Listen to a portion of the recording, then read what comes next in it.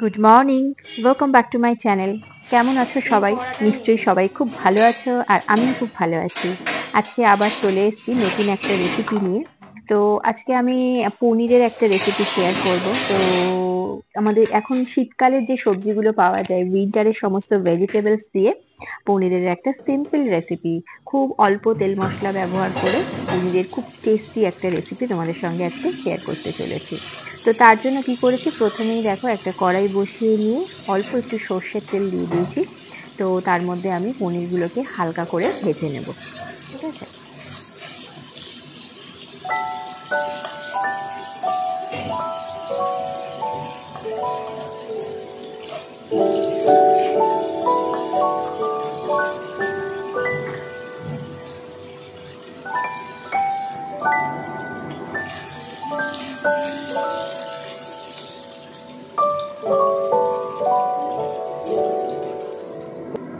তো পনিরটাকে তো ভেজে একটু হালকা লাল করে ভেজে আমি তুলে রেখেছি। তো এখন আমি একটু হালকা স্টিম দিয়ে রাখা ফুলকপিটাকে হালকা করে ভেজে নেব।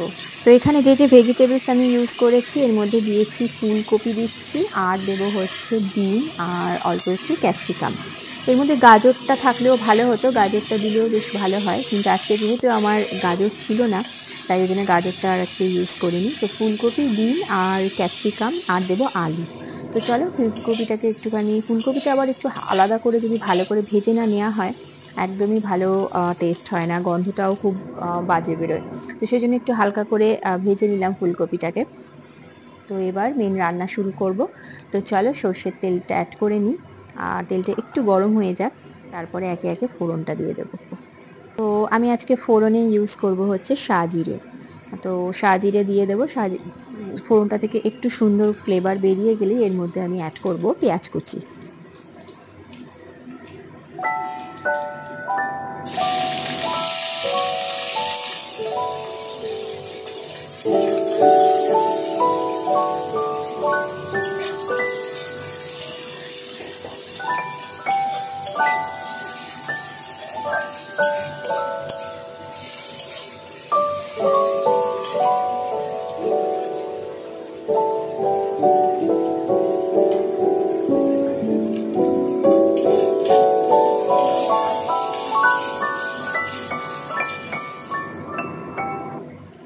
পেঁয়াজটা অল্প একটু নুন দিয়ে ভালো করে কষিয়ে নিয়েছি।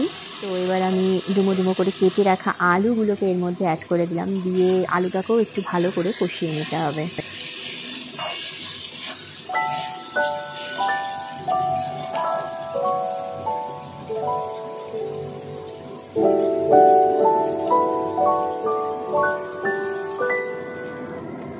তো আলুটা হালকা ভাজা হতে হতে এর মধ্যে আমি দিয়ে দেবো আদা বাটা।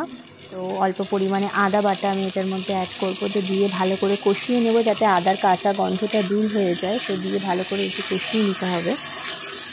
এরপর একে একে আস্তে আস্তে নুন, হলুদ গুঁড়ো, অল্প পরিমাণে লঙ্কা গুঁড়ো সব কিছু এটার মধ্যে অ্যাড করে দেবো।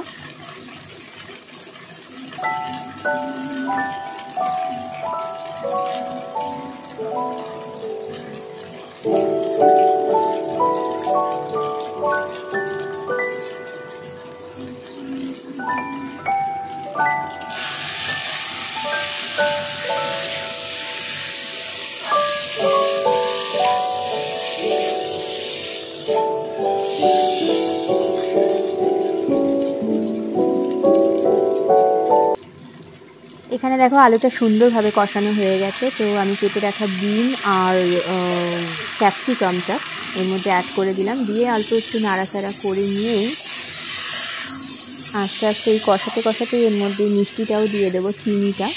তো দিয়ে আস্তে আস্তে জল, অল্প জল দিয়ে আমি ঢেকে দেবো আর কি, সেদ্ধ হওয়া পর্যন্ত।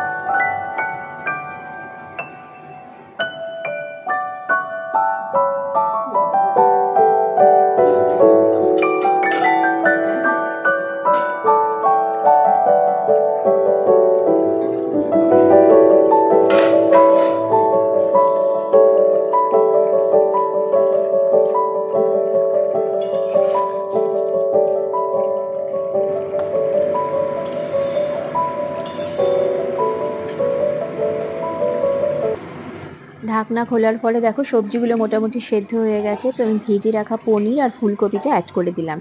ফুলকপিটা যেহেতু প্রথমে একটুখানি হালকা স্টিম দিয়ে রেখেছিলাম, তো সেই জন্য এটা সেদ্ধ হতে খুব একটা বেশি সময় লাগবে না। তো সেই জন্য পনিরের সঙ্গে পরেই অ্যাড করলাম। তো এখনও কিছুক্ষণ ফুটবে, তাতে যেটুকু একটু শক্ত আছে সেটুকু সেদ্ধ হয়ে যাবে। এবার একটু ফুটে যাক। তো এর মধ্যে আর বেশি কিছু আমার অ্যাড করার নেই, মোটামুটি সবই দেওয়া হয়েছে। শুধু এই নামানোর আগে জাস্ট একটুখানি গরম মশলার গুঁড়ো দেবো, খুব অল্প পরিমাণে।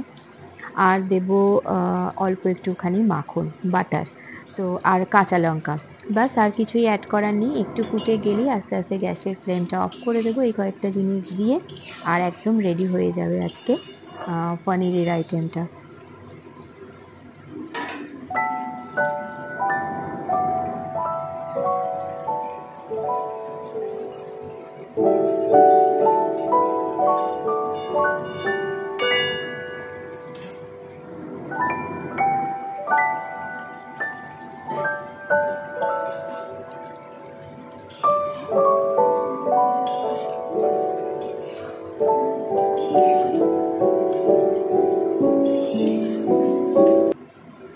দেখো রান্নাটা একেবারে কমপ্লিট হয়ে গেছে।